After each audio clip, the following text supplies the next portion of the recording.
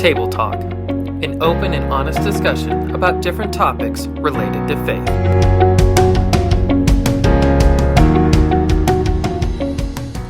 Hello everybody and welcome to another episode of Table Talk. This week I'm joined by our kids and IDD pastor Gene Longley and our student pastor Tim Newton. And this week we are going to talk about what it's going to look like as Alsbury starts to open up again and starts to bring people back into the church over the next couple of weeks, maybe months. But why don't you guys walk us through what steps we're going to be taking as we start to open up Alsbury again?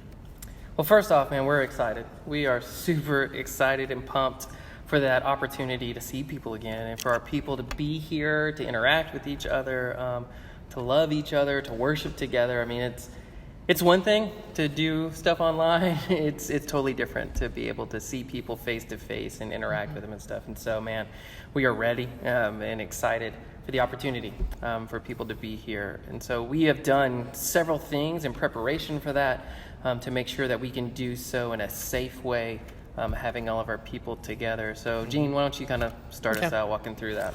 This Sunday, May 31st, will be our first Sunday back. We're just going to do one worship service. We're going to kind of ease our way back into this and make sure everything is working well before we add things in. It's going to be a little bit slower process than some people may want, but we're just trying to make sure everybody's safe. When you show up on Sunday, it'll look different, but for the most part, the different stuff is just cleaning and making sure that we reduce the number of touch points that you might have. So, like, we've closed off the coffee bar. I hate that we had to do that, but we did. Blocked off the water fountains, things like that. When you come in, there will be people holding the door open like always. And that's just so that 100 people don't have to touch the handle, basically. And when you come in, we're just asking that you sit with your family and give each other space as far as other families go. Make sure there's at least 2 seats between you and the next family, that kind of stuff. Yeah, and when you arrive, you'll see some people with masks on and some people without them. I'm going to wear one. So what we're doing is asking for those that are volunteering, like opening up doors and things like that are going to be in close proximity to the most amount of people to go ahead and wear a mask. But for those that are just coming to attend the worship service, we're not requiring that. If you would prefer that and like to, more than welcome to, but it's not a requirement in order to come in. So there's going to be different levels there when people arrive, but we're excited. Yep. I'm staring at this water bottle right here since you mentioned like cutting off the water fountains and stuff for Sunday. Is that any of ours? Is that No, yours? that was here when I sat down. It was on the table. It's just a cool prop to have on it. All right, cool. Okay. Hey, maybe we can get a sponsor from Purified Water. There you go. They even Members Mark, yeah. weird, but okay. Weird. All right, so what are your expectations for us opening back up? Anything special you have in mind? Any goal you're hoping to meet? Or I don't really see a numerical goal that we're going for. We just want to make this available to people who are comfortable coming back. If they're not comfortable, we don't want them to feel like they're pressured to come back. We're still going to have our online service going on. You'll be able to worship with us online just like you have been. It's going to look different than it's looked the last month or two. Because there won't be other people there. It won't be just Brock and Scott and the others, Yeah. But basically, we just want whoever is comfortable coming to be there. I know we're going to be cutting off the gym building, where we worship as a group at about 150 people. If more than that come, that's awesome. We're going to set up the youth room as kind of an overflow place where you can worship together with people, but you'll be watching it on a screen. Yeah. That's a great question, and I've actually been asked that quite a few times by people of like, hey, what are your expectations of people coming or not coming? And it's interesting because if you just think stereotypical Burleson, the mindset is, man, this is all a little bit overblown with all of the requirements and things, and it's not that big of a deal here in Texas and in Burleson as it is in other parts of the country. And so I would say generally, because I feel like if you're out and about in Burleson now, it seems pretty normal, the amount of people that are out, and when you go to the store and stuff, I would say less than half are probably wearing masks and things like that. So I would say the general mindset is, let's go, let's do it. But from Texas, from Texas, we're all like, dude, we're big and bad and tough, and so nothing messes with us. Don't mess with Texas. But when you start thinking about individual families, it's a little bit different, because then I know families that are like, okay, I know they're not coming, and I know that those two, aren't going to be here. And so it's kind of weird to kind of gauge and guess like how many people will come and won't come. The other churches that I've looked at that have already opened up prior to us, they've been roughly about 25% up to about 45% of what they were previously before quarantine started. And so, I mean, if we go by that number, then we're right in the ballpark. If we have 150 who show up, that would be amazing. That'd be awesome. And so I think it's realistic to think 100, 150 people will be here on Sunday, but we'll see, maybe more, maybe not. We'll find out. Yeah. So we're going to worship regardless. Yeah, regardless. If it's 10 people or if it's 100 people, we're going to... Scott and Brock again. Yeah, it's just the same as it has been. That's okay. All right, that's going to be all right. It's all right. All right, so what are the plans moving forward for the kids ministry and for the student ministry? Is there specific steps you guys are taking? I know that we're not meeting this Sunday, but is there a timetable? Is there plans for the future for the two ministries? Well, as you said, we are not going to meet this Sunday, either children or youth. And so we are encouraging it for families to come together and worship together. So definitely not don't come type of mentality, but just understand that we're not going to have separate programming for children or youth or preschool either. Right. So everyone will be, if you come, we're all going to worship together for the one-time service at 10:30. But long term, what we are doing, both Gene and I, with our ministries, is trying to do our best to judge the best method of going about reopening our individual programs. And to be honest, we need to evaluate what it looks like on Sunday morning first before we can have it really educated and make better choices and decisions going into it blindly. And so we both have decided that we want to see what it looks like on Sunday mornings, just having just the worship service. And then after we see kind of the response of our people, to begin making those choices and decisions of how to proceed in the future. So no timetable, no specific dates or anything like that, much more playing it by ear, because we want to do this correctly and we want to do it wisely, in the best way possible. Now we are having our small group times on Wednesday nights. We're going to go ahead and meet live with those starting next week. And for Cal, we're going to meet upstairs. We may, if we have too many kids for the space, we may have to move it outside. Things like that. We're going to have to be very flexible. Mm-hmm. We understand that kids of all ages need to be with other kids. So we're going to do what we can to facilitate that. But we want to do it in a wise way so that we're not putting families at risk. Yeah. In working with kids and teenagers, they're different than adults. And so when you ask an adult to be responsible and keep your 6 feet social distance, most will do that respectfully. Maybe even wash your hands. Yeah, like adults do that. Yeah. Kids and Not many teenagers, adults I know. not so much, right? Kids like to lick things, and students like to hug and stuff. And so that's realistic, and so we understand that, and so we want to be smart and wise, knowing what's appropriate and what kids can handle and teenagers can handle when we do it. So Yeah, we don't want it to become more stressful right, for the kids. yeah, Enough has changed. yeah, So, yeah. But we're gonna try, both of us, Wednesday night, this Yep. coming Wednesday. So man, we're excited about that, man. Yeah. Just to be able to see. so maybe, be praying. Yeah, if that goes well. Yeah. But yeah, flexibility is the key. I mean, this is a new world for everybody, including us. And so how to do this and do it well and do it effectively. We're learning on the fly and making adjustments every week, really. Yep. So we'll continue. Do our best.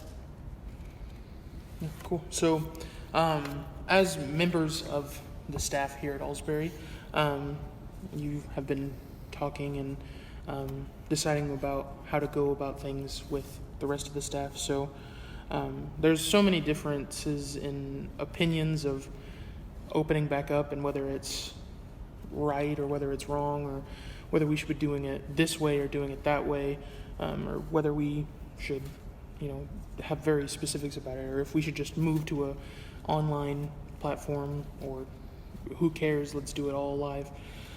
So as a staff, as the voices, I guess, of how Alsbury is moving, what's the consensus for opening back up? Are we nervous? Are we what's the feeling there?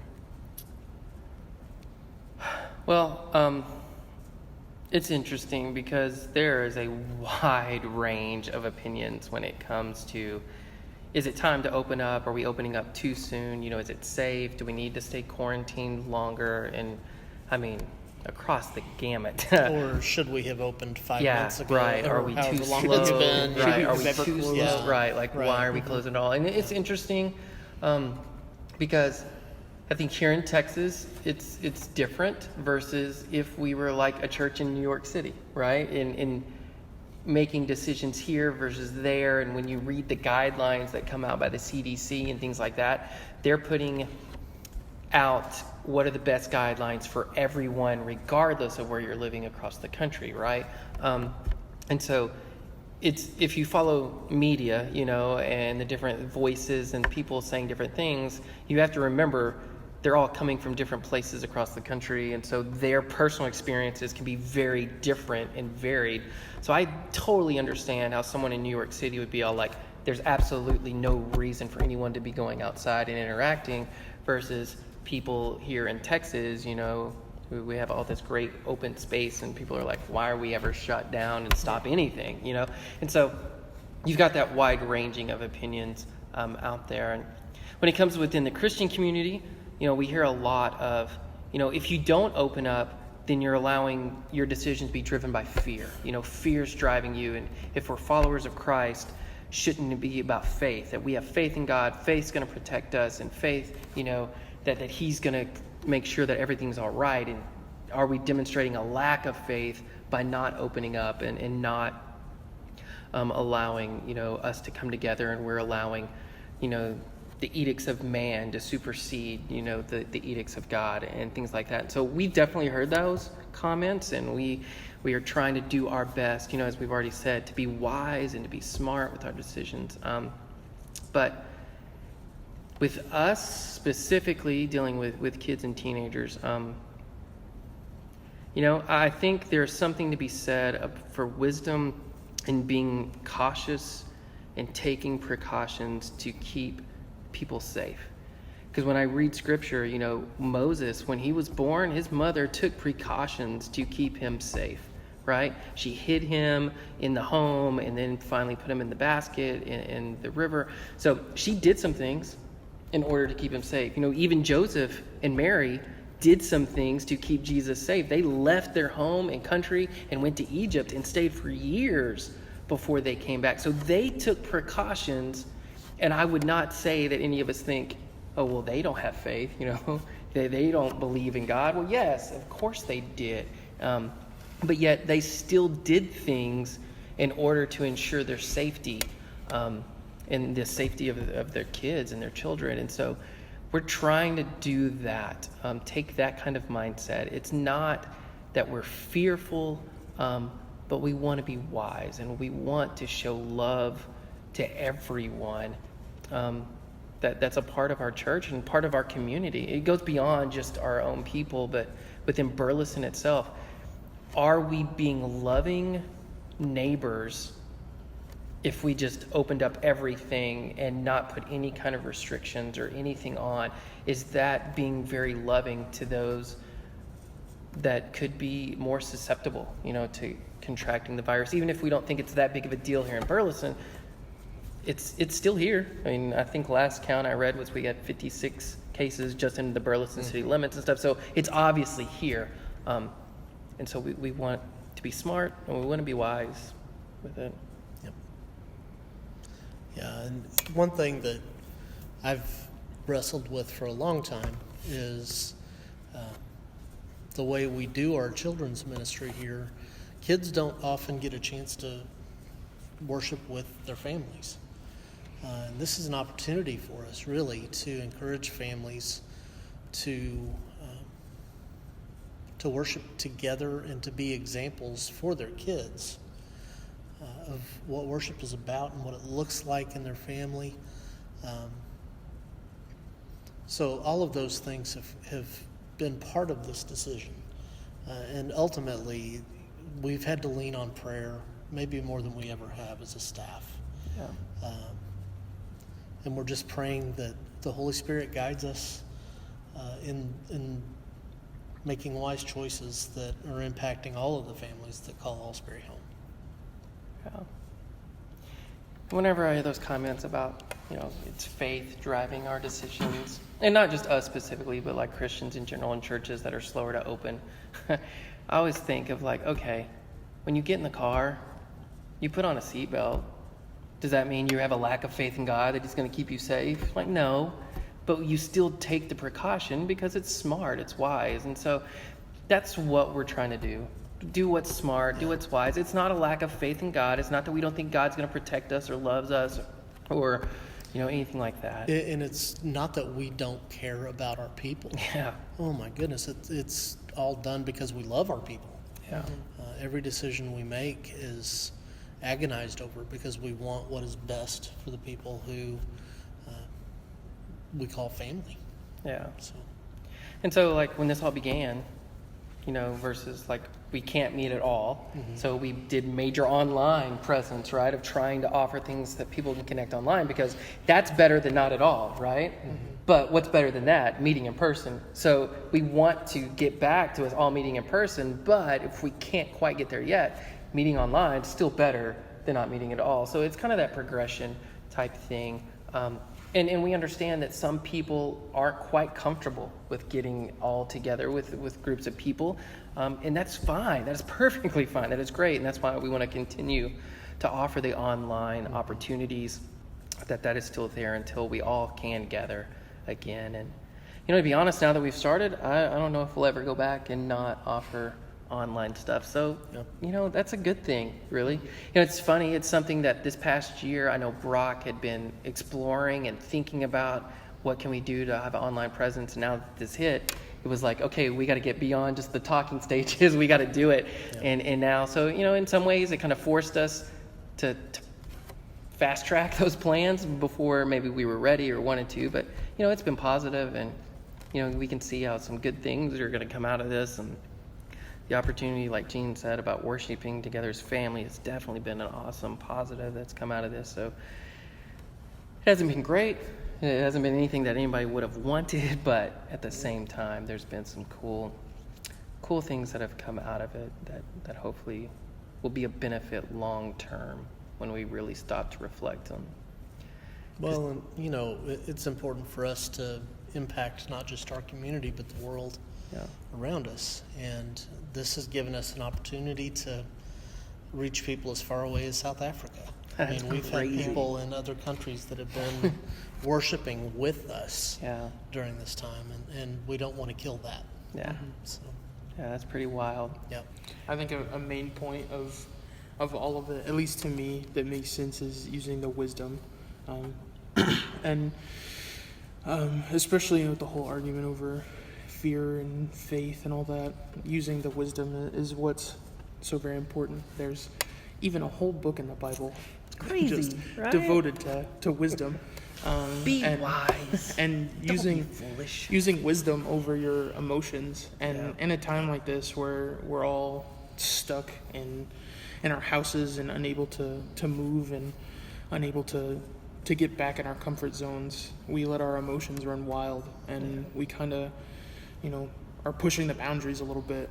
And either we're going to the extreme of, I'm going to get out and I'm going to do whatever I want, whenever I want, or I'm going to stay home and I'm not talking to anyone, I'm not touching anyone, I'm not going anywhere, I'm not doing anything.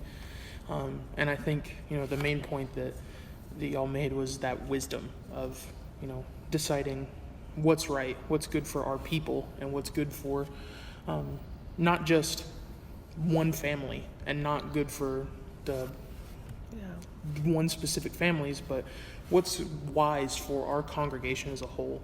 And I think, that's something for everyone to think about of, it's not just me. It's not when can I get back to church? When can I get back to the things that I love to do? When can I meet with my group? When can I meet with all of my church family? It's more of when can we all together be in the presence of God and be there on a Sunday morning and fully worship as the body of Christ, and not when can I worship as a small piece of what's moving here in Burleson and here at Alsbury.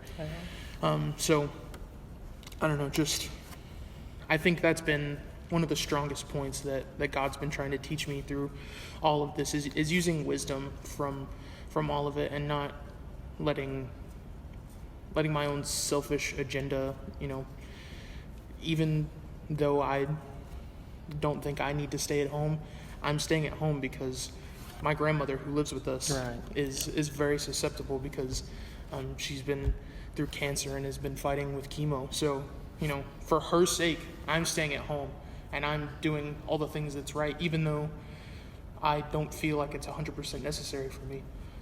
So, just using that wisdom and not letting it be emotions that drive you, I think is such a strong point. And, I think as Christians, we don't really look at that enough, especially in these situations when we're in such unfamiliar territory. We're too busy trying to figure out what can I do to make it better, and we're not thinking, how is God moving in this moment, and how can I use God's wisdom to help me through here. So and it's going to be a big challenge for everyone to be mindful and respectful of everyone else's opinions, because as we said earlier, they're all across the board and they range so drastically. And so when we do come together, showing that grace and mercy to people that have a different of opinion than I do. And the thing is, if you're overly sensitive and want to be extremely careful versus the one who thinks, I think all these precautions are a little bit overblown and we don't need to do it.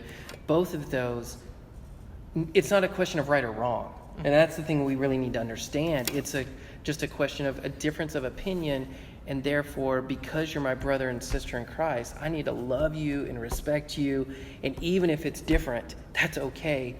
But I'm going to limit my own freedoms for your sake, because I want you to feel loved and comfortable and accepted, and to be mature enough in our faith to do that, to demonstrate that grace and love. I'm reminded of the discussions in the Bible about eating food that was offered to idols. For some people, that was not a problem. Yeah. And to others, that was a huge stumbling block. Well, for those who had the freedom to eat it, choosing not to was showing love to those who felt the other way. It's It's really a matter of not being a stumbling block to your brothers and sisters. This is not a political argument. This is nothing that, we're not I trying don't care what political party you voted for. No. And If you think some political party started the coronavirus or it's all a hoax, whatever. For me, I don't care if you wear a mask or not. I just want to love on you. I just want to be part of the family of Christ with you. And so when you're here and you see each other and you want to give somebody a big hug, awesome, but also be mindful. There's going to be some people who are like, no, you don't. Yeah. Keep that distance. And we've got to be okay with that. And we've got to be loving and not mask shame anyone or whatever, Right. bully people. Either way, either direction, and just be loving and show that grace and mercy. Yeah, that's the word right there, grace. Yeah. We just have to have grace with everybody. And it's hard because we all have opinions and we all have thoughts of what's right and what's wrong, and just know that it's not necessarily about right and wrong. It's just some people want to be extra cautious and safe, and other people are like, we're okay, we don't need to. And again, it's not right or wrong. It's just that's the way they feel comfortable, and so let's love and show grace and all be in this together. That's the point of being a family, because that's what a church is. It's a family, and so we're in a family, we're in this together, and so we want what's best for everyone in the family, and not just, like you said, it's not just about me, that I get my way and what I want, but what's best for all of us to advance and grow together. So strange times, man. Strange times. So if I see you on Sunday, don't lick me, okay? Yes. Don't do it, because that's not cool. I'll just tell you right now, I'm not okay with that. You heard it here first. Yeah, you heard it here first. Don't lick. Don't people lick. when you come to church. Don't lick me. Yeah. So as we move towards Sunday and move towards meeting again, pray. Do a lot of prayer. Pray to God to give you the mindset of love and of grace and of wisdom, like we talked about, and think outside of what's it doing for me, and more of what can I do to help the people around me who may be worse off than I am, or may be more susceptible to diseases than I may be. And don't stop praying at noon on Sunday. Yeah. We need to just be in Going. constant prayer. But think of your brothers and sisters around you, and use that love, that grace, and that wisdom to do what's best for them, even though you may not feel that it's what you need, or feel like it's what's best for you. Thank you guys for joining me. Thank you for sharing with us what the steps moving forward are, and Wash your hands. Yes. Don't forget to wash your hands. We'll have hand sanitizer Sunday. Use plenty of hand sanitizer. For your tongue. Yeah. We're really stuck on that. Or maybe I just am. It's mainly Just you. don't lick the hand sanitizer thing. Yeah. Don't consume the hand sanitizer. Don't eat it. Maybe you know something we don't. Anyways. It doesn't taste good, because I have tried it before. So. Anyways, thank you all for watching. I will see you guys on the next Table Talk. Thank you both for joining me. See you guys on the next episode. Bye.